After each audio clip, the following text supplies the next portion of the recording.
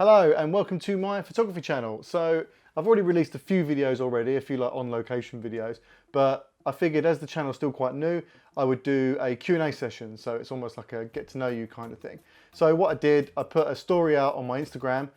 So any of my followers on Instagram can submit their questions and then maybe I'll answer them in today's Q&A. Thank you so much for all the submissions. I got way more than I thought I would.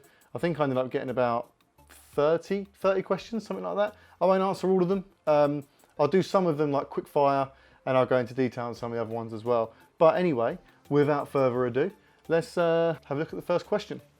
So the first question comes from Lubon Jen and they have asked, how many tattoos do you have and when did you start getting them? So I have way too many to count now. I've got 2 sleeves. I've got pretty much both my legs done. Bit on my back, bit on my chest as well. I first started getting them when I think I was 21 when I got my first tattoo. And it was a skull and stars, which I absolutely loved it at the time. And you know, I thought I was super cool. And the reason I got them was my brother had them and I thought, hey, that's cool. I want to get tattoos too.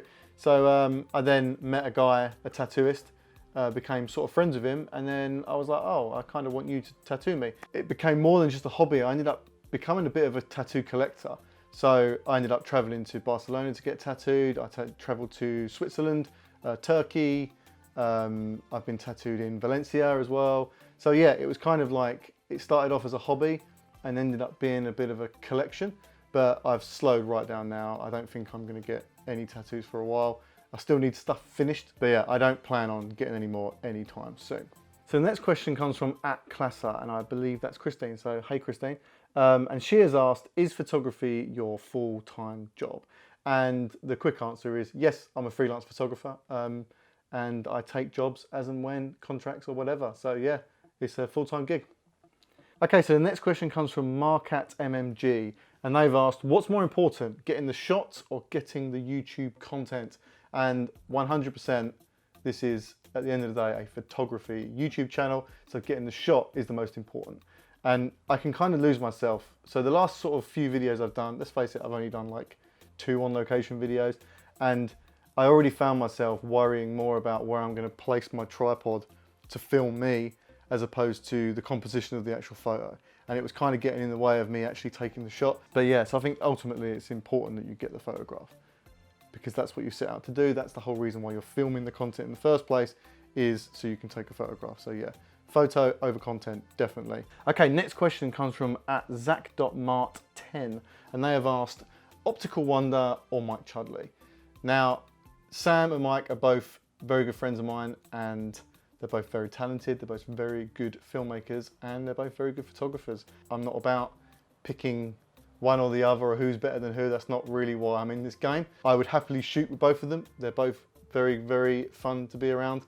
So yeah, that's not my jam. They're both great and you should follow both of them. @kr.visuals, Kieran, hello. He's asked, will you do a photo walk? Now, I'm not big on photo walks. I will never run one myself. I'm happy to go along to them. But there's something quite, I find a bit cringy about them. And this is just me, by the way, because I've been on them as well and they are very, very fun. But when I see them happening from an outside perspective, like if I'm not in it and I'm seeing it, it makes me cringe a little bit because you've got a huge crowd of people shooting the same subject. And usually if there's a model involved and you've seen it before, like you've probably seen it on YouTube, these photo walks, there'll be like one model and there'll be 50 people trying to take a photograph of the one model, and it makes me cringe. I don't like it. I'm happy to go along to them, happy to chat.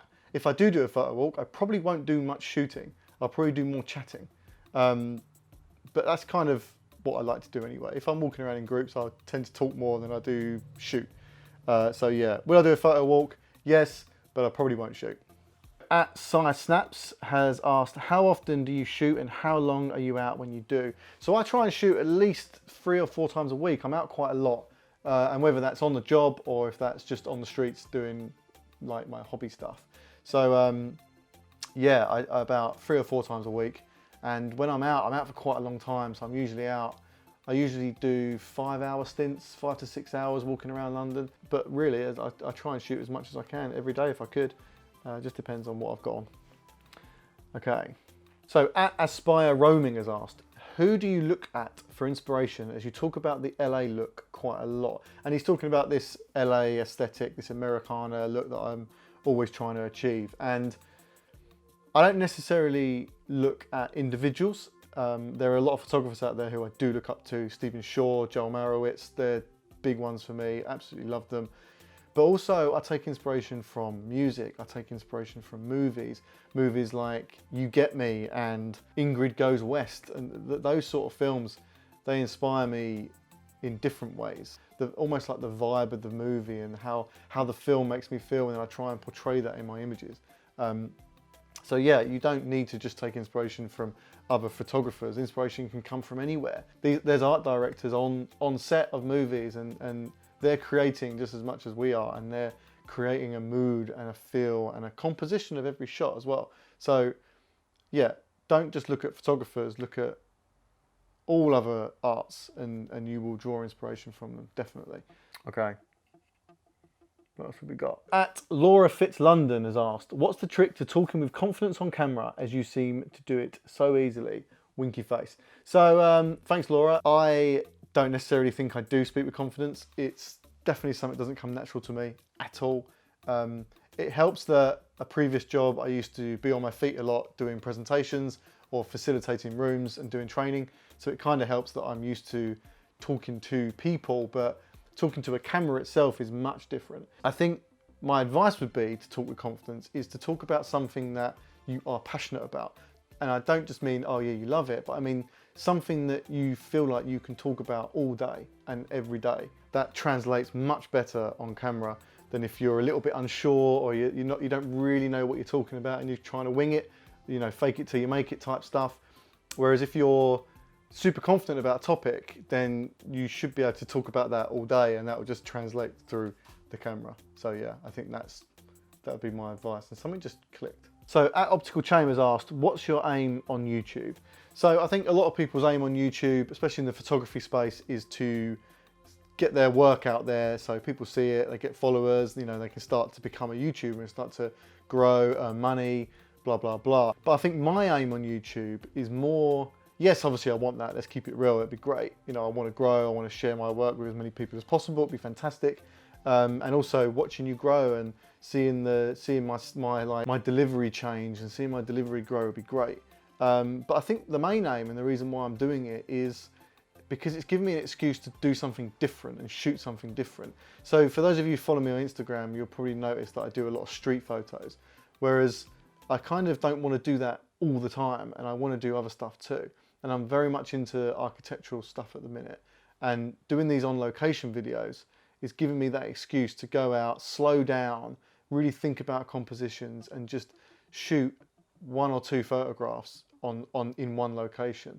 Because when you're shooting street, it's really fast paced. It's like, you know, see a composition, bang, snap it, and it's very much do like in the now. Whereas when I do these on locations, it's a much slower pace. I can relax a bit more. I can take my time, set the tripod up, scout out locations, see what works, see what doesn't work. That I really enjoy. So it's now with this channel, I've got a balance of fast paced and now a slower pace as well. So at Live Dreams, hey Jordan, has asked, did you grow into your current style of shooting or has it always been there? Now, I don't really know what my style is. I feel like that other people know what my style is more than I do.